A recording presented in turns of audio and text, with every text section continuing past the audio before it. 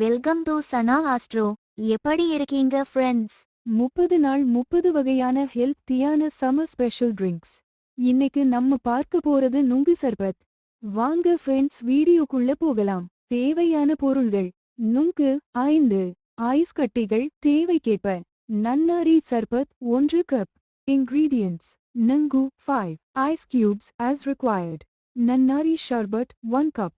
செய்முறை: நுங்கை பிசைந்தது கொள்ளவும். கிளாஸில் பிசைந்த நுங்கை போட்டு சர்பத்தும் ஐஸும் கலந்தால் கோடைக்கேற்ற குளிர்ச்சியான நுங்கு சர்பத் ready.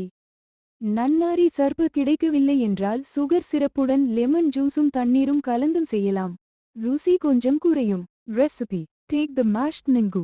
Put the mashed nungu in a glass and mix the syrup and ice to make a refreshing summer-friendly mango sorbet. If you don't